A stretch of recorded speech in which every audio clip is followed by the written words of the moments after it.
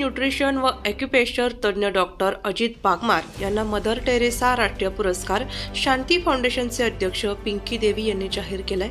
अजित पागमार यांनी महाराष्ट्र ज्ञानदीप मंडळातर्फे 1001 सामूहिक विवाहांचे आयोजन केले होते। अजित पागमार मारवाडी गुजराती मनचे अध्यक्ष व दैनिक उलाढालचे माजी संपादक असून बुद्धिबळ संघटना, young group of Nashik, Maharashtra सांस्कृतिक अभियान, महाराष्ट्र ॲक्युप्रेशर व न्यूट्रिशनचे अध्यक्ष, विविध सामाजिक संस्थेत कार्यरत आहेत। स्वतःचा व समाजाचा विचार न करता सर्वाधिक बहुजन समाज व धर्मांना एकत्र घेऊन सर्व धर्मियांकरिता मोठे योगदान दिले आहे।